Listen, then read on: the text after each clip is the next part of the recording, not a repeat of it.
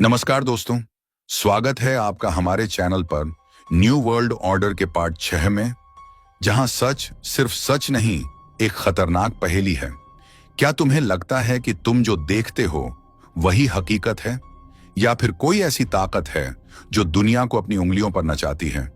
वो shadow Kings, वो अनदेखी साजिशें जो इतिहास को भी झूठ में बदल देती हैं। आज हम उस आग में हाथ डालेंगे जहां हर जवाब एक नया सवाल पैदा करता है। दिमाग उड़ाने वाले खुलासे, दिल दहला देने वाले राज, और वो सच जो शायद तुम्हें अपनी ही दुनिया से डरा दे। तैयार हो? क्योंकि अब रुकना मना है। चलो इस साजिश के तूफान में कूद पड़ते हैं।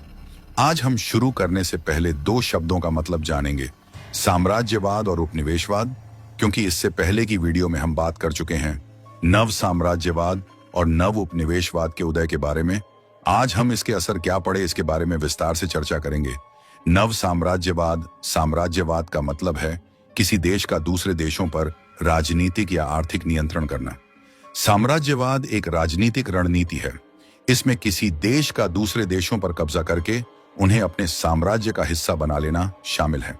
उपनिवेशवाद का मतलब है किसी देश या क्षेत्र पर नियंत्रण करने और उसके लोगों और संसाधनों का शोषण करना शुरू करते हैं। आज के एपिसोड को और जानते हैं। नव साम्राज्यवाद या नव उपनिवेशवाद के असर 1946 के बाद भले राजनीति रूप में से 180 से ज्यादा देशों को प्रभु सत्ता मिल गई है, परंतु तब भी दुनिया के सभी देशों ने अपने साम्राज्यवादी देशों की ही प्रशासनिक, राजनीतिक, आर्थिक, शैक्षणिक, व्यापारिक, उत्पादन, वितरण की व्यवस्था को अपनाया। उदाहरण के लिए भारत में अंग्रेजों ने 578 रियासतों को युद्ध, संधि, बांटो और राज करो, प्रलोभन की पद्धति से हराया और नियंत्रित किया। तब पूरे भारत में उन्होंने एक जैसी प्रशासनिक, कानूनी, व्यापारिक, न्यायिक, यातायात, शिक्षा, स्वास्थ्य इत्यादि व्यवस्थाओं को स्थापित किया। 1947 में भारत की तथाकथित आजादी के बाद 578 रियासतों को भारत और पाकिस्तान के रूप में बांटा गया।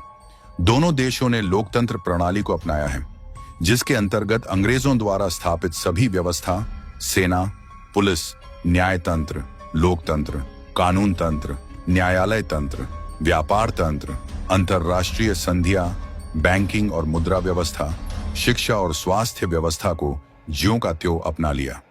आज भी सभी कॉमनवेल्थ देशों का संविधान और सत्ता गोरे उपनिवेशकों द्वारा स्थापित व्यवस्थाओं का संरक्षक और विस्तारक मात्र ही है।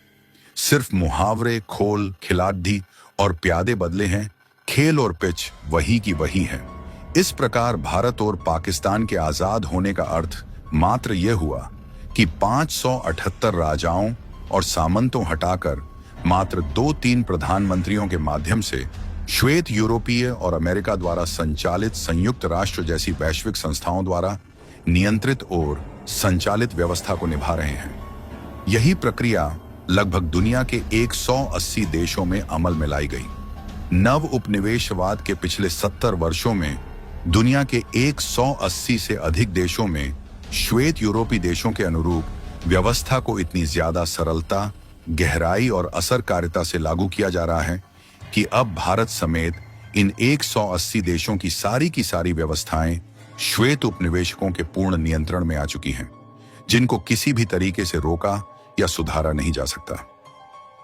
1944 के ब्रेटन वुड्स समझौते, 1971 के पीट्रो डॉलर समझौते के अनुसार मुद्रा के स्वर्ण आधार को पूर्णतः खत्म कर दिया गया और रॉथशाइल्ड परिवार द्वारा स्थापित वैश्विक मुद्रा व्यवस्था, बैंक व्यवस्था, व्यापार नियम, पेट्रो डॉलर, अंतरराष्ट्रीय नियम और व्यापार व्यवस्था पूर्णतः श्वेत सत्ताधीशों के नियंत्रण में आ गई।